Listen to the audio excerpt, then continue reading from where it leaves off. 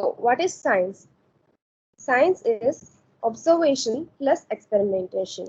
When you move forward in your higher classes, like if you choose chemistry as your subject, so you will get to know when we do practicals, we have three columns.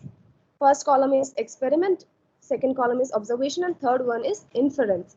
So science is all about experimenting and observing things. First we will experiment things, then we'll observe what is happening in them and what is the source which is causing the change. And then what is inference? Inference is the conclusion, the result. The result we get from our experimentation. You understood? Everyone understood? Yes, ma'am. Yes, ma'am. Okay, so can anyone tell me what is science in a simple way?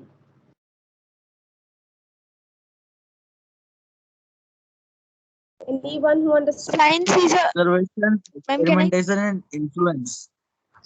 Okay, one by one. Okay, who was saying first? Ma'am, myself. Okay, continue. Science is a subject which support observation and experimentation. Then the conclusion and the result. Okay, yeah. Conclusion and result is same thing. It's the one thing. So we will experiment, then observe, then result. So you can write in your textbook. You can write on your notebooks. Okay, I hope you all have your notebooks. Kindly write it Yes, down ma'am. so that you don't get confused. Yes, yeah. Otherwise, just underline in your book. Just underline observation, experiment, and then write in front of experiment conclusion. एक arrow लगा के conclusion लिख दो. Okay. So science is observation plus experiment plus conclusion. That is, we experiment things, we observe what is happening, how it is happening, and then we get the conclusion, which is the result. Okay, conclusion is nothing else but the results. जो हमें result मिलता है. So I hope everyone is clear. Yes, ma'am. Yes, ma'am. Okay. So moving forward, there are three major branches of science, namely physics, chemistry, and biology. Of these, biology is the study of living beings, that is all plants and animals, including humans. Okay, so आप लोगों ने सुना होगा, you must have heard, there are three branches. You already know physics, chemistry, and biology. So we are going to study biology in this class. We have nothing to do with physics and chemistry. So in this class, we will be studying the biological portion. So biology is what? Can anyone explain? Just in a definition, can anyone say? You can read your books and then just say the definition. What is biology? Study of life. It's called life science. Study of life. Yes, correct. Okay. Yeah, I got it. Okay. It's the study of life. It's the study of living beings. Okay. Who are the living beings? We, human beings, animals. So how can we define living beings? Yeah, that's the first question. How can we define living beings? I'll say, listen carefully. Living beings are the ones who breathe, who have life in them. Suppose human beings, animals, we all are living beings. We breathe, we have life. Okay. So after when death occurs, then we are known as dead. Yeah, they are dead. Okay, they are dead plants. They are dead humans. Okay, if we have no life, then we are called dead. So what are living beings? Who have life, who breathe. And what are non-living things? You know it very well. Who cannot breathe. The materialistic things like stone ho gaya, okay, plastic ho gaya. They can't breathe. They are non-living things. You're getting my point, everyone? Yes, ma'am. Yes, ma'am. Okay. Okay. You have studied in your class, I guess 6th, 7th, and 8th. सब में आपने पढ़ा होगा what are living and non-living things. So I don't need to explain it briefly, right? So we'll move Yes, ma'am. forward.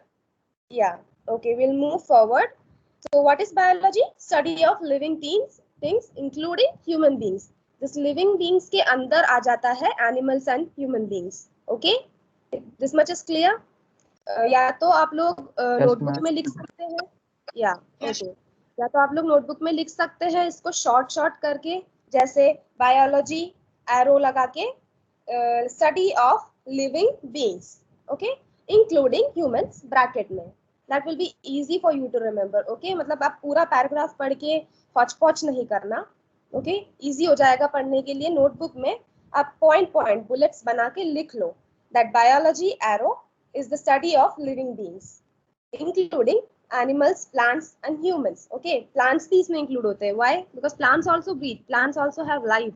Okay, so plants, animals and humans are the part of biology. They are the living beings.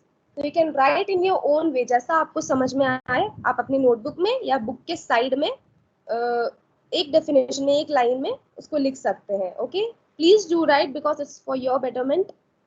हमें time waste नहीं करना है और आगे continue करना है, इसलिए मैं एक एक चीज डिसाइड करके नहीं दे सकती. So what I am telling उसको आप लिखते जाओ. And I hope I am not too fast. मैं ज्यादा तेज जा रही हूँ? No, ma'am. No, ma'am. No. Okay, okay, that means you all are understanding, right? Okay. Okay, so moving forward to the next paragraph. Nowadays, scientists often prefer the term life sciences instead of biology in an effort to emphasize the focus on the study of life processes. However, biology itself means the study of science of life. Bios means life, logos means study. So, आजकल scientists जो है वो terms biology की जगह life sciences का term use करते हैं. They use the term life sciences. Why? Because biology subject deals with the process of life. Not only it deals with the human beings, the plants and animals, but it also deals with the structure, function and processes of life. What happens in the life of a human being, what happens in the life of a plant, animal and so on. So scientists used to term it what? Scientists क्या नाम दिए हैं biology को? Life sciences. Good, good, good. Who said that? Gautam. Okay, good Gautam, good Gautam. Okay, so I hope everyone is understanding and I want everyone to make this session an interactive one. Okay, like Gautam said, and someone is also answering. Azim also answered. Someone is also answering. So please kindly cooperate and try to answer. Okay, and this is very simple. This chapter is very simple. इसको समझने वाला कुछ नहीं है इसमें. You know, इस chapter को आपको सिर्फ याद रखना है. इसमें बहुत टर्म्स आ रहे हैं आगे, बहुत सारे बायोलॉजिकल टर्म्स है, वो आपको याद करने हैं. इसमें समझने वाली कोई बात नहीं है. समझने वाला चैप्टर आगे आएगा. So listen carefully. समझने वाली चीज नहीं है तो भी एग्जाम में आएगा, है ना. डेफिनेशंस में पूछते हैं what is this, what is that, तब आपको याद आएगा ये पढ़ाई हुई चीज. And then you can write easily. अगर आप पॉइंट्स बना रहे हो, observation plus experiment is science, then biology means study of life processes, तो आपके लिए इजी हो जाएगा एग्जाम में लिखना. ओके, तो we'll move to the first topic, that is 1.1, growth of biology.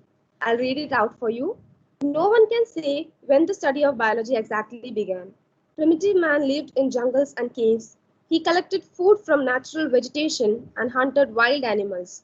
Through this activity, he learned about the life and habits of different animals and recognized various parts and their parts. That was the beginning of biology. The drawings of animals and plants in the caves of prehistoric periods are proofs of primitive man's interest in plants and animals around him. Okay. So primitive times. What is primitive time? पुराना time. Okay. Past. Past में man क्या करता था? कहाँ रहता था? जंगल और caves में. Old age. ठीक है. Yeah, old age. Right. Correct. Old age, primitive time में man used to live in jungles and caves. Okay. उनके पास घर नहीं थे, society नहीं था. They used to live in jungle and caves. और फूड कहाँ से मिलता था उन्हें? फूड मिलता था नेचुरल वेजिटेशन से और एनिमल हंटिंग से. They used to eat raw animals, मतलब वो थोड़ा सा आग जला के उसको बिना मिर्च मसाले के गर्म करके खाते थे. तो that time was very difficult. वो लोग नेचुरल वेजिटेशन, नेचुरल चीजें, प्लांट्स जो नेचुरली खा सकते हैं हम, उनको और वाइल्ड एनिमल्स को हंट करके खाते थे. तो जो अपन केव्स में जो अपन को पेंटिंग्स, ड्राइंग्स देखने को मिलती है, वो उनका इंटरेस्ट दिखाता है प्लांट्स और एनिमल्स में. आपने देखा होगा कहीं केव्स में ट्राइबल्स के साथ और ऐसे पुराने लोगों के साथ प्लांट्स, एनिमल्स बहुत सारे शो किए जाते हैं. टाइगर हो गया, ओके, एलिफेंट हो गया. ओके, तो ये सब उनका इंटरेस्ट दिखाते हैं कि प्लांट्स और एनिमल्स में उनका कितना इंटरेस्ट था. They have so much interest in plants and animals. Okay, so with the evolution of culture, Man began to live in settled communities and started farming.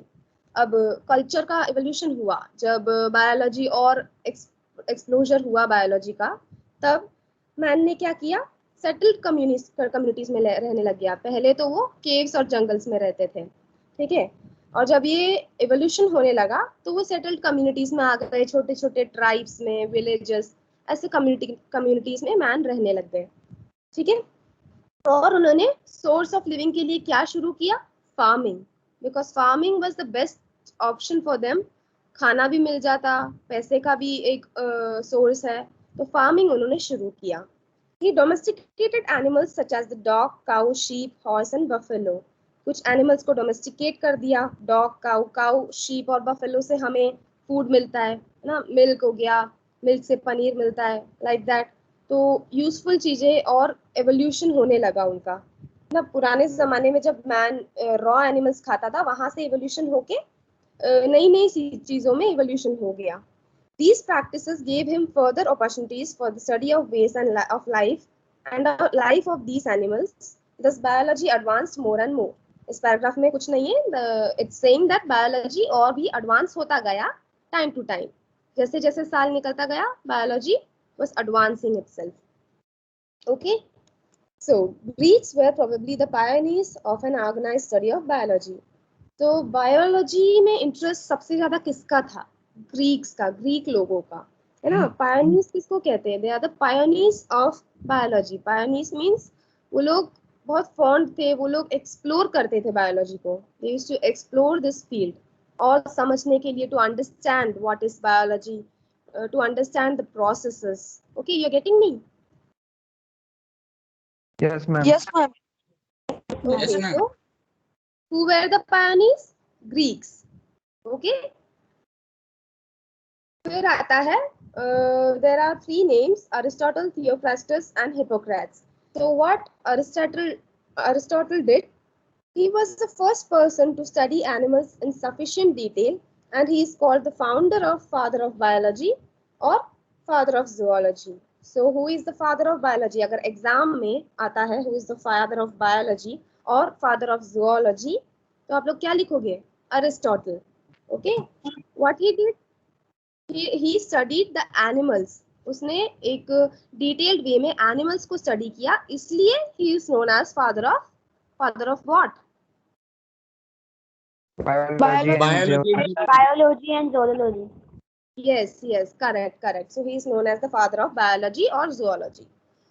Then comes Theophrastus. उसने क्या किया, mainly studied plants and is known as father of botany. Aristotle ने क्या किया, animals का study किया और father of biology या फादर ऑफ जियोलॉजी कहलाता है। थियोफ्रास्टस ने क्या किया, प्लांट्स को स्टडी किया। किसको, प्लांट्स को। So plants comes under which section, botany. Botany is the study of plants. आप हायर सेक्शंस में जाओगे तो you will get to know that botany is the study of plants and zoology is the study of animals. Similarly, chemistry is the study of chemicals. So, जो plants का study है उसको हम botany बोलते हैं. So, Theophrastus ने plants को study किया, so he is known as father of botany. Okay. Okay, ma'am. Okay, ma'am. Okay, moving forward, Hippocrates rationalized the science of healing and treating the sick. He is called the father of medicine. Hypocrite ने क्या किया, ये नाम सब आपको याद रखने पड़ेंगे। ओके, ये थोड़े डिफिकल्ट है याद रखने को, बट अगर आपने 2-3 बार आपने इन नाम को याद किया, that Aristotle father of biology and zoology, Theophrastus father of botany, Hippocrates father of medicine, अगर आप 2-3 बार बोल के याद रखोगे तो आपको लर्न करने में इजी होगा, एग्जाम में आप भूलोगे नहीं। तो हिपोक्रेट्स ने क्या किया, वो basically healing and treating the sick लोगों को थ्रू द प्लांट्स से जो मेडिसिन बनते हैं उनसे ट्रीट करना शुरू किया। तो फादर, वो क्या कहलाता है, फादर ऑफ मेडिसिन। ओके, तो दिस 3 थिंग्स आप लोग पढ़ना, या ओके। तो ये 3 लोगों ने जो किया है, आप लोग इसको पढ़ना, 2-3 बार पढ़ना, बहुत इजी है लर्न करने के लिए। Hippocrates is the father of, आगे जाएंगे, बायोलॉजी या Someone said something? किसी ने कुछ पूछा? Okay. Okay. Biology had flourished a great deal in ancient India. Various systems of classifying animals and plants were developed. For example, Jeevaj, viviparous animals who gave birth to young ones, Andaj, oviparous animals who lay eggs, etc. अब यहाँ पे ध्यान से सुनना, okay? Biology आगे और advance होता गया, उसके बाद इसको लिख लेना. What I am saying, please write it down. Classification हुआ प्लांट्स एंड एनिमल्स का, अभी नहीं. आई से फॉर एग्जांपल जीवच which is viviparous. There are the animals or the human beings, they are not the human beings, the animals. जो animals होते हैं उनको classify किया गया है दो डिविजन्स में, which is first is viviparous and second is oviparous. So you can write it down. Animals are classified into two. फिर ऐसा एरो लगा के, एक एरो इधर एक एरो इधर. फर्स्ट एरो में viviparous, सेकंड में oviparous. Okay, write it down. Is everyone writing? Yes, ma'am. Okay. Yes, ma'am. Okay, write it down. Okay, लिख दिया. Animals are classified into two, viviparous and oviparous. तो viviparous के नीचे लिखो, what are viviparous animals? Animals who give birth to young ones. आपके book में लिखा है वैसा का वैसा. Otherwise underline that. If you can't write, underline करो उसको. But अगर मैं आगे कुछ और भी बताऊंगी तो आप नोटबुक में लिख सकते हो, इसलिए I told you to write. ठीक है, आप लिखोगे तो आपको याद जल्दी होगा. And keep your speed fast. थोड़ा जल्दी लिखना, बिकॉज एग्जाम में टाइम बिल्कुल नहीं होता है, सो हमको जल्दी लिखना पड़ेगा. So animals who give birth to young ones is known as what? Can anyone say? Viviparous. Viviparous. Yes. Okay. So animals who give birth to young ones is viviparous. अब who give to young ones मतलब क्या मतलब हुआ? Who give birth to young ones? जैसे humans हो गए और कुछ animals, जैसे एलिफेंट हो गया, ओके, डॉग हो गया. यू कैन राइट एग्जाम्पल लिख के आप लिख सकते हो. एलिफेंट, डॉग, काउ, ये लोग क्या करते हैं? ये लोग यंग वंस को बर्थ देते हैं, जैसे ह्यूमंस की डिलीवरी होती है. जैसे ह्यूमंस, जैसे पेरेंट है, एक मदर है, वो अपने बच्चे को जन्म देता है, राइट? तो वो बच्चा अंदर 9 महीने पलता है और उसके बाद वो बाहर आता है. वैसे ही एनिमल्स में भी एलिफेंट हो गया, काऊ हो गया, डॉग हो गया, they give birth to their young ones. ठीक है, यंग वंस कौन होते हैं? उनके जैसे सिमिलर दिखने वाले. जैसे एलिफेंट का बच्चा एलिफेंट जैसे ही दिखेगा ना, काऊ जैसा तो नहीं दिखेगा. तो एलिफेंट जैसे ही दिखने वाला, they give birth to their childrens, young ones को. उनको बोलते हैं विविपैरस. और ओविपैरस किनको बोलते हैं? जो एग ले करते हैं. और एग ले करने वाले एनिमल्स कौन से हैं? Can anyone give an? Hen. Yes, correct तिथि, गौतम, वेरी गुड. हेन एग देता है, और भी है, कुछ बर्ड्स देते हैं एग्स, ऑस्ट्रिच एग देता है. तो जो बर्ड्स और एनिमल्स जो एग देते हैं, कुछ रेप्टाइल्स भी देते हैं. कौन सा रेप्टाइल देता है? Crocodile. यस, लिजर्ड हो गया. ये सब एग्स देते हैं. तो these animals who lay eggs, और उस एग में से बच्चा निकलता है, तो उनको बोलते हैं ओवीपैरस. ठीक है, ओवरी आपने पढ़ा ही होगा, जूनियर क्लासेस में पढ़ा होगा. What is ovary? जिसके अंदर बच्चा बनता है, जिसके अंदर जाइगोट फॉर्म होता है. I hope you all know. पढ़ा है आपने? Yes, ma'am. Yes, ma'am. Okay, yes. So you know what is zygote, what is ovary. Okay, ovary के अंदर zygote होता है, वो बढ़ के बच्चा बनता है. ठीक है, तो ओवरी से आपको याद रखना है ओवीपैरस. और ओवरी मतलब एग. ठीक है, तो विविपैरस हो गया, ओवीपैरस हो गया. विविपैरस जो यंग वंस को बर्थ देते हैं, ओवीपैरस जो एग ले करते हैं. Okay, I hope you understood. Yes, ma'am. Yes, ma'am. Okay, moving forward. Fine. We'll move forward. Cultivation of rice was first introduced in India. Okay, take the page number 2. ठीक है, हम page number 2 में first line पढ़ रहे हैं. It is estimated that more than 1,000 varieties of rice had been developed. With the invention of microscope, in the 16th century. Okay, tell me, आप सबके पास books है? You all have books? Yes, ma'am. Yes, ma'am. Yes, ma'am. Please underline, जो मैं बोलती हूँ underline करने के लिए उसको प्लीज अंडरलाइन पेंसिल से, ओके? और जो एक्स्ट्रा लिखने के लिए बोलती हूँ आप बुक में एक्स्ट्रा साइड में लिख सकते हो या एक नोटबुक में लिखोगे तो it's very good because easily समझ में आ जाएगा. Okay, we'll move forward. With the invention of microscope in the 16th century, a new world of minute animals and plants came to human knowledge. The cell as the basic unit of living things, which was seen through the compound microscope, biology now began to grow faster. Microscope क्या होता है? It is a device जिसमें lens होता है, ठीक है? किसी में कॉन्वेक्स, कॉनकेव लेंस, ये सब होता है. और उस लेंस का जो मैग्निफिकेशन है, मैग्निफिकेशन मीन्स उसका जो देखने का जो रेट है, जितना हम उसको मल्टीप्लाई करके जूम कर सकते हैं, वो शुरू में माइक्रोस्कोप किसने इन्वेंट किया था वो आपके आगे वाले चैप्टर्स में आएगा. Enter Leeuwenhoek. Yes, very good, very good, very good. Okay, so microscope invent होने के बाद कुछ और भी छोटी छोटी यूनिट ऑफ लाइफ के बारे में साइंटिस्ट को देखने को मिला. वो छोटी यूनिट्स क्या थी? Cell. Okay, cell is the basic unit of living things. Cell जो होता है बेसिक यूनिट होता है. अगर एक इंसान, जैसे हम आज बैठे हैं, जैसे मेरी ये बॉडी है, मेरी ये बॉडी ऐसे अपने आप एक बॉडी नहीं बन जाती है. ये शुरू कहाँ से होता है? एक सेल से, एक सिंगल सेल से, ठीक है? एक छोटा सा माइन्यूट सा सिंगल सेल. सेल बहुत बड़े नहीं होते, they are very small, very minute, छोटे छोटे होते हैं, पर they are very useful, very functioning, because वो पूरी बॉडी को कंट्रोल करने में काम आते हैं. वो आगे आप सेल के चैप्टर में आपको बहुत डिटेल में पढ़ने को मिलेगा. अभी हम लोग सिर्फ इतना जानते हैं कि सेल जो है बेसिक यूनिट ऑफ लाइफ है लिविंग थिंग्स के लिए. तो वो साइंटिस्ट ने माइक्रोस्कोप से देखा, ठीक है? बायोलॉजी और फास्ट होने लगा.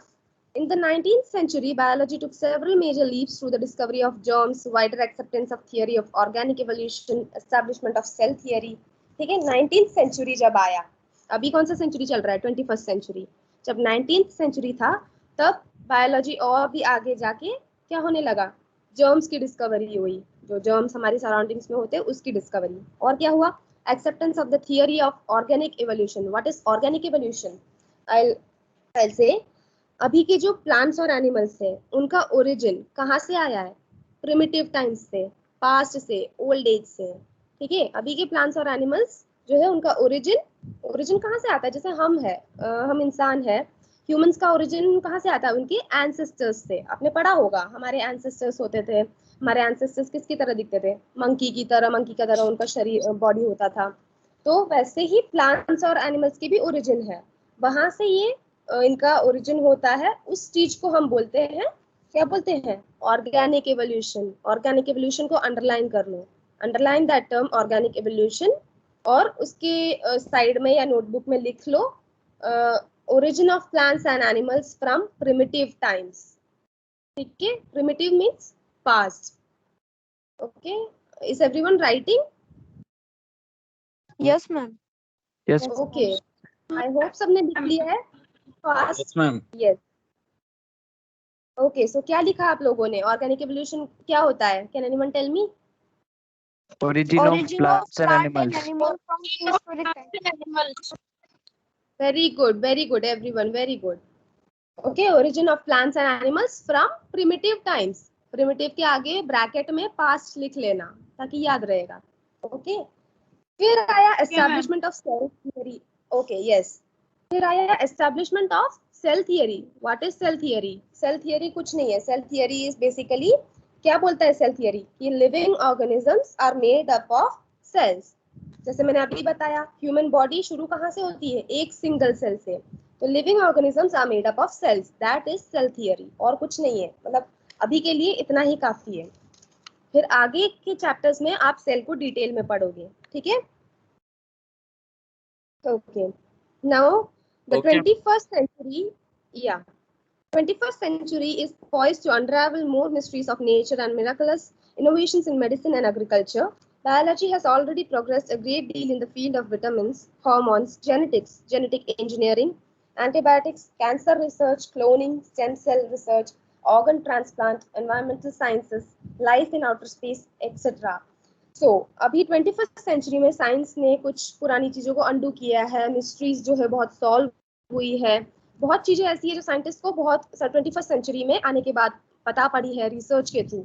Okay, so what are they? Genetics, hormones, vitamins क्या होते हैं जो बॉडी के अंदर न्यूट्रिएंट्स प्रेजेंट होते हैं, हार्मोन्स जो हमारी बॉडी में एक्शंस, एक एक एक्शंस होते हैं प्यूबर्टी के बाद, उन सब के लिए हार्मोन्स होता है। ठीक है, जेनेटिक्स क्या होता है? एक पेरेंट से बच्चे को उनके फीचर्स मिलना, उनका उनकी क्या बोलते हैं, उनकी उनकी फीचर्स, आदत। उनका हाइट, शेप, आदत, वेरी गुड। ओके, ये सब मिलना। फिर cancer research, antibiotics, what is cloning? Cloning क्या होता है? आइडेंटिकल कॉपीज बनाना। ठीक है, स्टेम सेल, ये सब आगे बहुत डिटेल में पढ़ने को आएगा। अभी बायोलॉजी ने रिसर्च करके, साइंटिस्ट ने रिसर्च करके बहुत चीजें ऐसी इंट्रोड्यूस की है। ये सब जहाँ पे जो भी मेंशन कर रखा है ये सब इंट्रोड्यूस किया है। The latest is that scientist are planning to create life, some single celled bacteria from lifeless material using fatty acids and nucleotides. Fatty acids और न्यूक्लियोटाइड्स क्या होते हैं? बेसिकली ये केमिस्ट्री के पार्ट है, मतलब फैटी एसिड्स, न्यूक्लियोटाइड्स, ये सब हमारे बॉडी में जो फंक्शन होता है, जैसे डाइजेस्टिव सिस्टम है उसमें फैटी एसिड्स ब्रेक डाउन होते हैं। ठीक है, तो लेटेस्ट साइंटिस्ट ने यही इन्वेंट किया है कि वो कुछ सिंगल सेल्ड बैक्टीरिया बनाएंगे। बैक्टीरिया क्या होते हैं? जो हमारा शरीर खराब करते हैं, जो जो हम देख रहे हैं हम अपने आस पड़ोस में बैक्टीरिया से, जैसे हमारे पेट में गड़बड़ होने लगता है, ये सब it is cause due to what? Bacteria. So ऐसा कुछ सिंगल सेल बैक्टीरिया उन्होंने इन्वेंट किया है। कौन से मटेरियल से? फैटी एसिड्स और न्यूक्लियोटाइड्स से। और ये फैटी एसिड्स और न्यूक्लियोटाइड्स क्या होते हैं? ऑर्गेनिक मॉलिक्यूल्स होते हैं। तो ये सब एक इनका रिसर्च का पार्ट है। आपको अभी ये सब इतना डिटेल में नहीं पढ़ना है, तो हम आगे जाएंगे ब्रांचेस ऑफ बायोलॉजी में। ओके, हमको आज ये चैप्टर कंप्लीट करना है, तो I will go a little faster. ठीक है, अभी हमारे पास हाफ एन आवर और है। Branches of biology. Biology is divided into several branches. This division can be made in at least 3 different ways. Okay, ये डिविजन बायोलॉजी के branches का division 3 veg में कर सकते हैं। ठीक है, वो 3 वेज क्या क्या है प्लीज बुक में देखना। ए में क्या लिखा है? In terms of major kinds of organisms, मतलब मेजर काइंड्स के बेसिस में हम एक डिविजन कर सकते हैं। फिर क्या है? In terms of special groups of organisms. Second हो गया special groups of organisms. Third क्या है? अप्रोच ऑन स्टडीइंग इट, मतलब फर्स्ट तो हो गया मेजर काइंड ऑफ ऑर्गेनिज्म, जैसे ह्यूमंस, एनिमल्स, प्लांट्स हो गए। ठीक है, फिर हो गया स्पेशल ग्रुप्स जैसे बैक्टीरिया, वायरस, इन सब का।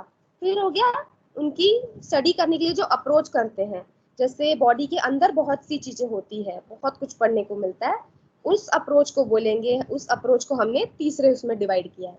तो फर्स्ट वाला हम देखेंगे in terms of major kinds of organisms. तो हमको पहले ही पता है बॉटनी क्या है? Study of plants.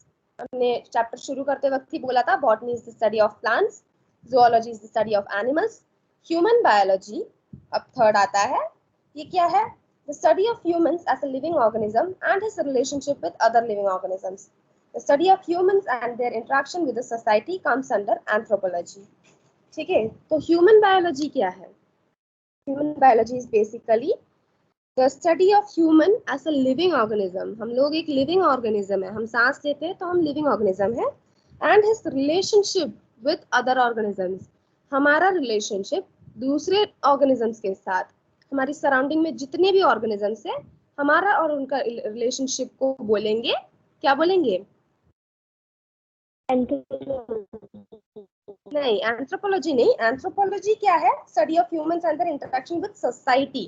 पूरी सोसाइटी के साथ अगर ह्यूमन इंटरेक्शन हो रहा है उसको एंथ्रोपोलॉजी बोलेंगे। बट अगर ह्यूमन का रिलेशनशिप उसकी सराउंडिंग के ऑर्गेनिजम्स से हो रहा है, नॉट द सोसाइटी, ऑर्गेनिजम्स, उसको हम बोलेंगे ह्यूमन बायोलॉजी। ओके, क्लियर हो गया doubt? Yes ma'am. Yes ma'am. Okay, so I hope Yes, ये फर्स्ट वाला क्लियर हो गया है। बॉटनी इज प्लांट्स का स्टडी, जूलॉजी इज एनिमल्स का study, and human biology is the study of human as a living organism with his surrounding organism. Okay, तो ये याद रखना। अब हम बी पॉइंट में जाएंगे इन terms of special groups of organisms. उसमें फर्स्ट आता है बैक्टीरियोलॉजी। अब बैक्टीरियोलॉजी में फर्स्ट उसमें बैक्टीरिया तक तो क्या आ रहा है, बैक्टीरिया आ रहा है, तो इससे आपको क्या मालूम पड़ेगा ये किसकी स्टडी है, बैक्टीरिया की स्टडी। ठीक है, ये सब आपको याद करने की चीजें इसमें। यस यस, गुड गुड, ये सब याद करने की चीजें, इसमें कुछ भी समझने वाली बात नहीं है। व्हाट इज बैक्टीरियोलॉजी पूछेंगे तो आपको क्या लिखना है, study of bacteria. What is virology पूछेंगे तो क्या लिखना है, नीचे क्या लिखा है, what is Study virology? of virus. Study of Study virus. of mind. Study of neurons. No, virology is a study of virus. Someone said neurons. Okay, so what is virology? Study of viruses. Mycology क्या होता है? Study of fungi. Study of ठीक है, आपको पता है bacteria, fungi, viruses क्या होते हैं, है ना? हमारे सराउंडिंग्स में हम लोग देख रहे हैं। अभी रिसेंटली हमारे इंडिया में बहुत कंट्रीज में सब जगह वायरस फैला हुआ है। You know which virus is that? Corona. COVID-19. Virus. Yes, very good. तो ये कोरोना वायरस है करके कैसे स्टडी किया उन लोगों ने? उस स्टडी को क्या बोला? विरोलॉजी। वायरस की स्टडी क्या होती है? विरोलॉजी। ये सब करके उन्होंने स्टडी किया है वायरस को। ठीक है, तो थर्ड हो गया mycology, the study of fungi. फिर आता है फाइकोलॉजी और एल्गोलॉजी। एल्गोलॉजी, तो एल्गोलॉजी में क्या आ रहा है? एल्गे आ रहा है, तो उससे याद रखना कि this is the study of algae. फिर आता है entomology, the study of insects. ठीक है, अब ये थोड़ा याद रखने में दिक्कत होगा बिकॉज इंसेक्ट्स इसमें कहीं आ नहीं रहा है, ये सब आपको याद करना पड़ेगा। आप इसको 2-3 बार लर्न करोगे तो इट विल बी क्लियर, कोई दिक्कत नहीं आएगी। तो एंटोमोलॉजी क्या होता है? Study of insects. ये कुछ टर्म्स है बायोलॉजी के, इसमें आपको और कुछ नहीं करना है। अगर एग्जाम में आता है व्हाट इज एंटोमोलॉजी, आपको सिर्फ लिखना है study of insects. What is algology? Study of algae, बस इतना ही लिखना है। ओके, अगर चैप्टर 1 में से कुछ भी आता है तो सिर्फ इतना ही लिखना है। फिर आता है इच्टियोलॉजी, स्टडी ऑफ फिशेस। ठीक है, फिशेस की स्टडी को क्या बोलते हैं? इच्टियोलॉजी। फिर आता है herpetology, study of reptiles like lizards, snakes etcetera. ठीक है, लिजर्ड्स, स्नेक्स जो है रेप्टाइल्स होते हैं, उनकी स्टडी को हर्पेटोलॉजी बोलते हैं। फिर लास्ट आता है ऑर्निथोलॉजी, जो कि बर्ड्स की स्टडी होती है। ठीक है, अब आप लोग सोच रहे हो क्या स्टडी क्या करते हैं इसमें? उनका स्ट्रक्चर, फंक्शन, उनके अंदर के सिस्टम्स। जैसे हमारे अंदर डाइजेस्टिव सिस्टम, रेस्पिरेटरी सिस्टम है, वैसे ही एनिमल्स के अंदर भी सिस्टम्स होते हैं। ओके, फंक्शनिंग सिस्टम्स उनके अंदर भी होते हैं, उनकी स्टडी के लिए ऐसे इनको डिवाइड किया गया है। अब बैक्टीरिया और वायरस की स्टडी अपन एक साथ नहीं कर सकते, दोनों अलग अलग चीज है, इसलिए बैक्टीरिया का बैक्टीरियोलॉजी, वायरसेस का virology. Right? Okay Yes, ma'am. Okay, move forward. C point में in terms of approach on studying it.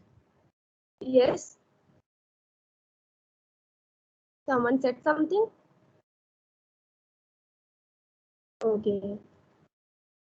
Okay, in approach on studying it बहुत सारे हैं। अप्रोच में जो है बहुत उसमें डिवाइडेड है।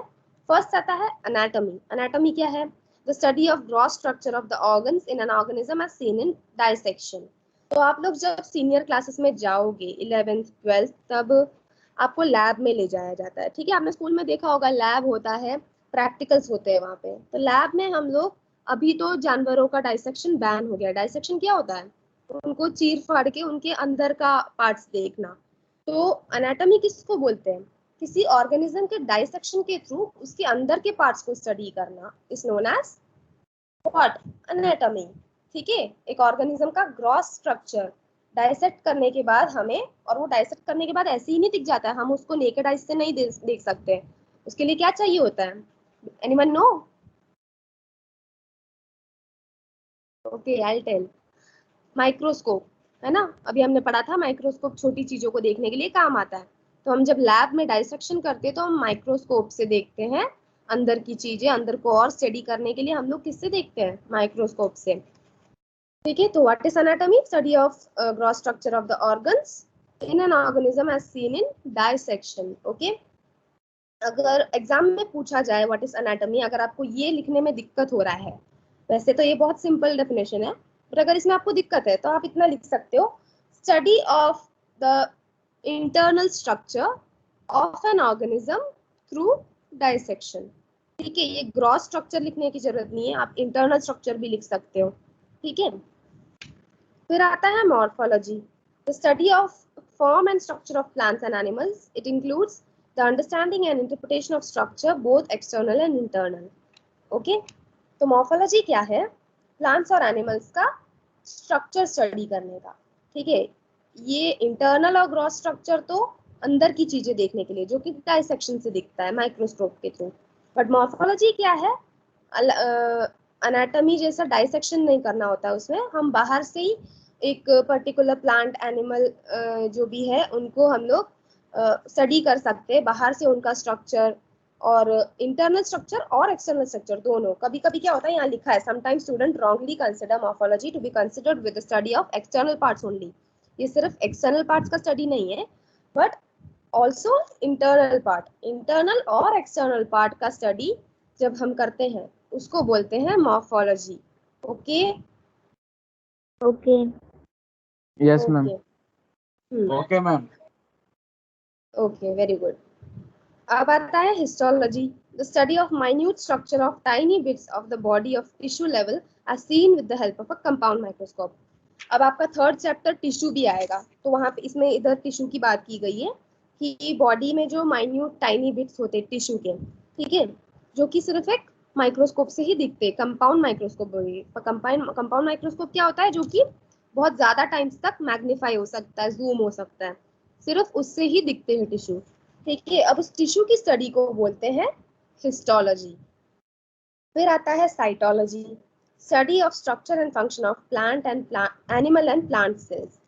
अब आपने ये भी पढ़ा होगा कि प्लांट और एनिमल्स में सेल्स होते हैं। ठीक है, एक अलग अलग डिफरेंट सेल्स होते हैं, प्लांट सेल, एनिमल सेल। ठीक है, तो उसका जो स्ट्रक्चर और फंक्शन है, हर एक सेल का स्ट्रक्चर होता है। ओके, हर एक सेल का फंक्शन भी होता है। कुछ भी हमारे बॉडी में, प्लांट की बॉडी में कहीं पे भी यूजलेस नहीं है, हर चीज का एक फंक्शन है और हर चीज का एक स्ट्रक्चर भी है। Structure means what? उनका जो शेप, साइज, डायमेंशन, ये है स्ट्रक्चर। और फंक्शन, वो क्या काम कर रहे हैं। तो उस चीज को, उस स्टडी को, study of structure and function of animal cell and plant cell को बोलते हैं साइटोलॉजी। ठीक है, physiology, the study of metabolism of organisms and their parts. What is metabolism? जो कि हमारे बॉडी में जो फंक्शंस हो रही है, जो एक्टिविटीज हो रहे हैं, जो हमारे digestive system, circulatory system, respiratory system है, इसमें बहुत सारी एक्टिविटीज हो रही है, बहुत फंक्शंस होते हैं। तो उस स्टडी को, वो फंक्शन देखने के लिए, वो फंक्शन को स्टडी करने का जो प्रोसेस होता है ऑर्गेनिजम्स के अंदर, उसको हम बोलते हैं फिजियोलॉजी। ओके, आई होप आप सबको समझ में आ रहा है and I am not too fast. Yes, ma'am. ओके Yes, ma'am. Okay, will continue. तो फिजियोलॉजी तक हो गया, सबको समझ में आ गया। अब हम देखेंगे embryology. Okay okay, fine. What is embryology? The study of formation and development of embryo of plants and animals. अब प्लांट्स और एनिमल्स में ह्यूमन बींग्स भी आते हैं। तो जैसा हमने बात की थी पहले, जाइगोट बनता है, एम्ब्रियो बनता है। एक बेबी फॉर्म होने के लिए बहुत शुरू से बहुत प्रोसेसेस होते हैं। जाइगोट के बाद एम्ब्रियो बनता है। तो ये जो जाइगोट के बाद बहुत कुछ होता है, फ्यूजन होता है गैमेट्स का, फिर उसके बाद लास्ट प्रोसेस में एम्ब्रियो बनता है, जहाँ से वो एम्ब्रियो बड़ा होता है, फिर वो बच्चा बनता है। तो उस एम्ब्रियो की स्टडी, जो प्लांट्स और एनिमल्स का जो एम्ब्रियो का जो स्टडी करते हैं, उसका डेवलपमेंट, उसका फॉर्मेशन, वो कैसे बन रहा है, कैसे वो डेवलप हो रहा है, कितने दिन में क्या क्या चीजें डेवलप हो रही है। जैसे अगर एक इंसान का बच्चा है, ठीक है, वो जब पेट में होता है, मदर जब वो डेवलप हो रहा होता है पेट के अंदर, तो पहले उसकी कुछ चीजें बाहर आती है, पहले उसका नाक आएगा, फिर बाल, फिर हाथ आएंगे, ऐसा धीरे धीरे करके जो उसका डेवलपमेंट होता है, उसकी स्टडी को भी देखना पड़ता है। ठीक है, वो बिना स्टडी के हम आगे नहीं जा सकते। जैसे डॉक्टर्स होते हैं, वो लोग स्टडी करते हैं इस चीज को, तो उस स्टडी को हम बोलते हैं एम्ब्रियोलॉजी। ठीक है, फिर आता है taxonomy, the science of naming, grouping and classifying plants and animals, also called systematics. तो अभी हमने जैसे आगे देखा, ये ब्रांचेस ऑफ बायोलॉजी में हमने देखा कि मेजर काइंड्स में 3 में डिवाइड किया है, बॉटनी, जूलॉजी, ह्यूमन बायोलॉजी। वैसे ही टैक्सोनॉमी क्या होती है? नेमिंग, क्लासिफाइंग, ग्रुपिंग, एक एक चीज को ग्रुप में करना, ठीक है, उनको क्लासिफाई करना, जैसे आपने 5 किंगडम क्लासिफिकेशन पढ़ा होगा आई गेस 8th स्टैंडर्ड में, तो उसमें क्लासिफाई किया था, ठीक है, एनिमलिया, प्लांटेलिया, ऐसे ऐसे क्लासिफिकेशन है, बहुत सारी क्लासिफिकेशन है।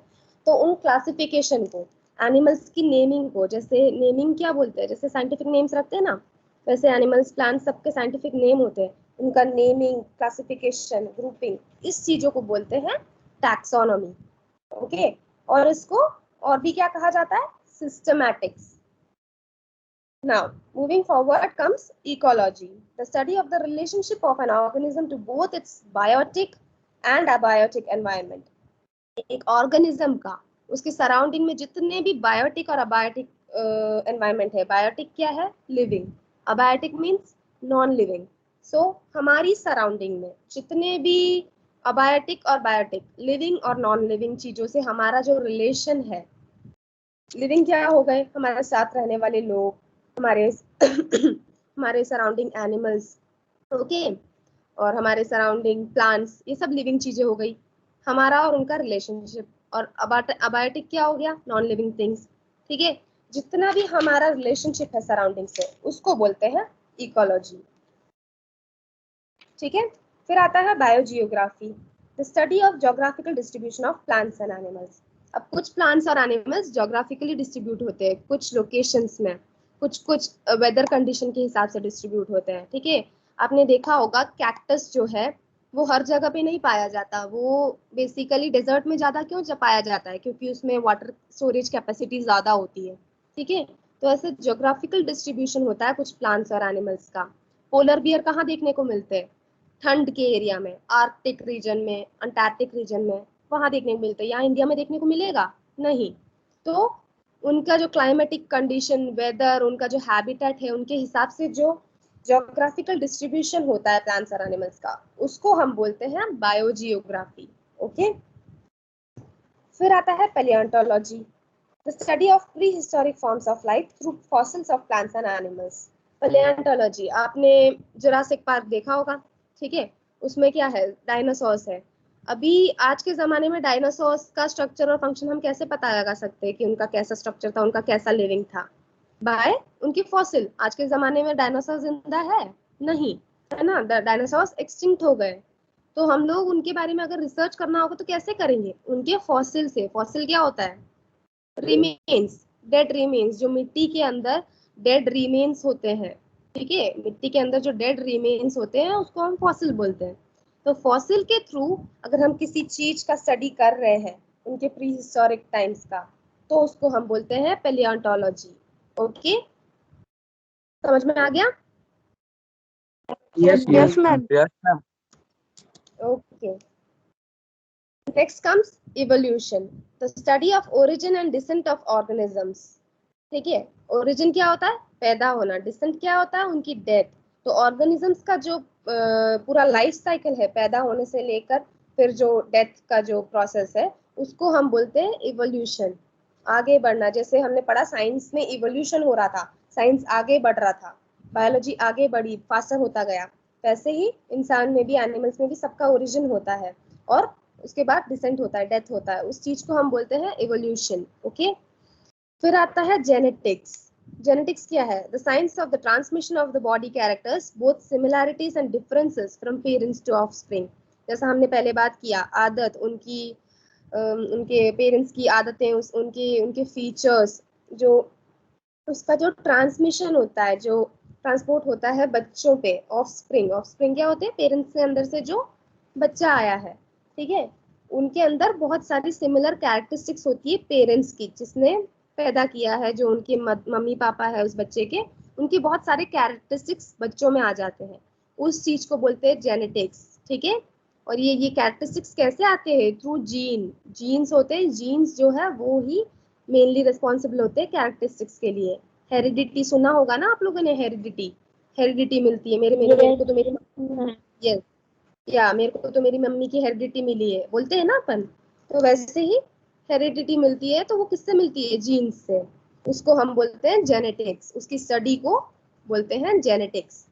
फिर आता है parasitology, the study of parasites, the organisms that live on ectoparasite or inside endoparasite other organisms and draw nourishment from the host. कुछ जैसे हमारा बॉडी ही ले लो, हमारे पेट के अंदर जैसे कीड़े होते हैं, है ना, पेट के अंदर सुना होगा कि अरे हमारे पेट में तो कीड़े हैं, ठीक है। वो कीड़े क्या होते हैं, वर्म्स होते हैं, टेप वर्म, फ्लैट वर्म। ये हमारे पेट में से जो हमारा अनडाइजेस्टेड फूड होता है, ठीक है, हमारा फूड, हमारा पूरा फूड डाइजेस्ट थोड़ी होता है, हमारा कुछ फूड डाइजेस्ट होके चला जाता है, ठीक है, हमारा कुछ फूड कभी कभी अनडाइजेस्टेड रह जाता है, पार्टली डाइजेस्ट रह जाता है। तो वो अनडाइजेस्टेड फूड में ये टेप वर्म, प्लेटफॉर्म्स, जो भी कीड़े होते हैं, ये अटैच होते हैं और वहां से वो अपने आप के लिए नरिशमेंट लेते हैं, ठीक है। मतलब ये लोग डिपेंड करते हैं एक होस्ट पे। होस्ट कौन है, हम, और पैरासाइट कौन है, वर्म। समझ में आया? अभी बॉडी में अगर Yes, एक ma'am. Tape worm, yes, intestine में कहाँ होता है ये टेप वर्म, इंटेस्टाइन में पाया जाता है। तो ये टेप वर्म अगर इंटेस्टाइन में जाके अटैच हो रहा है तो इंटेस्टाइन जो है हमारे बॉडी का वो होस्ट है, और ये जो वर्म है ये पैरासाइट है, ठीक है। आप लोग लिखते जाओ, प्लीज राइट इट डाउन, ऐसा लिख लो जैसा ये है पैरासाइटोलॉजी, ठीक है। इसके सामने एग्जाम्पल लिख लो, ह्यूमन बॉडी, ठीक है, टेप वर्म आके अटैच हो रही है, tape worm when attaches the human body is the host and tape worm is the parasite. अगर इतना सा चीज लिख लोगे तो you will understand it better, okay. इसलिए मैं बोल रही हूँ कि लिख लो, okay. Yes, ma'am. Okay. So, moving forward is pathology, the study of diseases of plants and animals. अब आप सोचो कि प्लांट्स, एनिमल्स में तो ठीक है डिसीज आता है, प्लांट्स में क्या डिसीज आता है? प्लांट्स में भी डिसीज आता है। आपने देखा होगा लीव्स जो होते हैं प्लांट्स के, उसमें येलो सर्कुलर पैचेस बन जाते हैं, ठीक है, लीव्स खराब हो जाती है कभी कभी, वो प्लांट्स के डिसीज में ही कहलाया जाता है, ठीक है। तो उनकी स्टडी को, प्लांट्स और एनिमल्स में जो डिसीजेस आते हैं उनको बोलते हैं पैथोलॉजी, उस स्टडी को बोलते हैं पैथोलॉजी, ओके। और जो मैं बोल रही हूँ, ये जो वर्ड्स में प्रोनाउंस कर रही हूँ, इनका प्रोनाउंसिएशन आप ध्यान से सुनना। कोई पूछेगा तो जैसे कुछ कुछ प्रोनाउंसिएशन इसमें हार्ड भी होते हैं, अभी तक तो ऐसा कुछ हार्ड नहीं है, जैसे पैलियोंटोलॉजी है तो उसको पैलियोंटोलॉजी ही बोलना, ठीक है। तो प्लीज आप लोग प्रोनाउंसिएशन में भी थोड़ा ध्यान देना। अभी पैथोलॉजी हो गया, फिर आता है immunology, the science that deals with the phenomena and causes of immunity, resistance to or defence against diseases. Immunology आपने सुना होगा, हमारे बॉडी के अंदर इम्यून सिस्टम होता है, हमें फीवर आता है तो हमें और स्ट्रॉन्ग करता है, ठीक है। तो वैसे ही उस साइंस को जो डील करता है कॉजेस को, जो इम्यूनिटी के जो कॉजेस है उनको, जो रेजिस्ट करने के लिए जो कॉजेस होते हैं, डिसीजेस को हम लोग भगाने के लिए जो कॉजेस होते हैं, उन चीजों से जो डील करता है उस स्टडी को बोलते हैं इम्यूनोलॉजी। फिर आता है eugenics, the science which aims to provide the human race through controlled heredity, for example discouraging a marriage that is likely to show unfavorable or harmful characters in children. Eugenix क्या होता है, जब चिल्ड्रंस ऑफ स्प्रिंग पैदा होते हैं अपने parents से, तो कुछ ऐसे पेरेंट्स के कैरेक्टरिस्टिक्स होते हैं जो चिल्ड्रन में नहीं आने चाहिए, जो कुछ डिफेक्ट्स होते हैं। वो अब हम थोड़ी चाहेंगे कि हमको कुछ डिफेक्ट मिल जाए, तो कुछ उन डिफेक्ट्स को स्टॉप करने के लिए जो स्टडी होता है उन डिफेक्ट्स के बारे में, उनको बोलते हैं यूजेनिक्स। फिर आता है biochemistry, study of chemicals and reactions that takes place inside the living things, one of its numerous applications DNA fingerprinting. Biochemistry क्या होता है, केमिकल रिएक्शंस जो कि लिविंग थिंग्स के अंदर हैपन हो रहे हैं। अभी हमारा जैसे डाइजेस्टिव सिस्टम हो गया, उसमें केमिकल रिएक्शंस होते हैं, तो जो भी केमिकल और रिएक्शंस जो भी है उसकी स्टडी का, जो उसकी स्टडी को बोलते हैं बायोकेमिस्ट्री। बेसिकली कहाँ यूज होता है, डीएनए फिंगरप्रिंटिंग में, वो सब आप आगे पढ़ोगे। और ये डायग्राम देखोगे तो हिस्टोलॉजी का दे रखा है, टिश्यूज, साइटोलॉजी, सेल्स, तो उससे आपको इजीली पता पड़ जाएगा। एम्ब्रियोलॉजी डेवलपमेंट होता है एम्ब्रियो का, पैलियोंटोलॉजी फॉसिल, ठीक है। ये डायग्राम आप देखना बाद में, ठीक है। तो हम लोग आज कंप्लीट नहीं कर पाए, मैं बहुत डिटेल में चली गई, तो हम लोग ये कल करेंगे। आज का क्लास ऑलमोस्ट देखो 5 मिनट ही बचा है, तो we can't complete in 5 minutes, कम से कम 15 मिनट चाहिए इसको कंप्लीट करने में। तो हम लोग ये सब कल शुरू करेंगे, ओके। आप लोग एक बार please put on your camera, एक बार लास्ट में देख लूं सबको।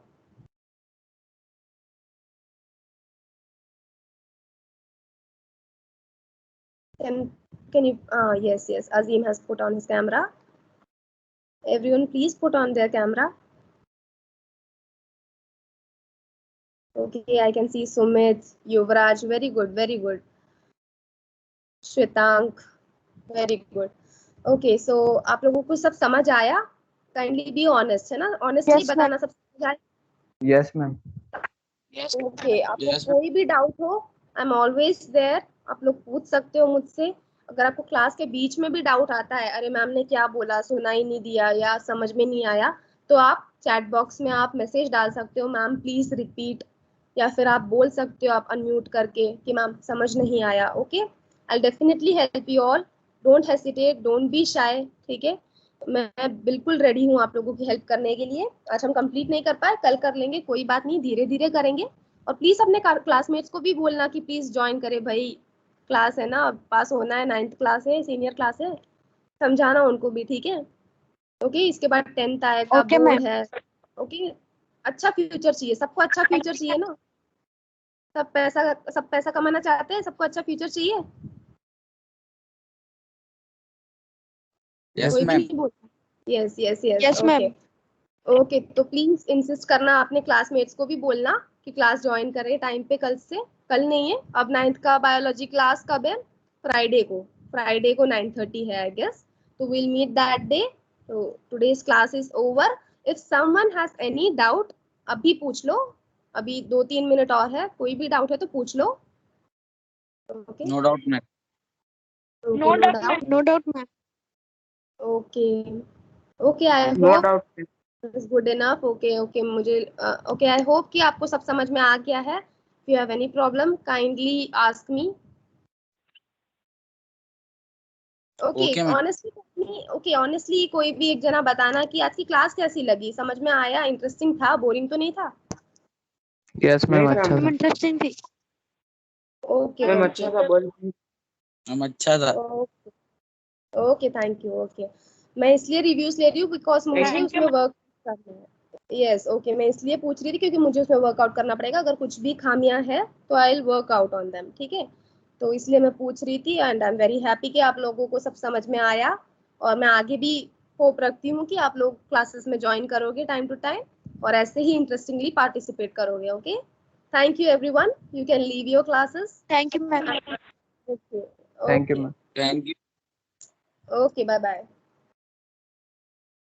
Bye, ma'am. Bye bye. Bye bye.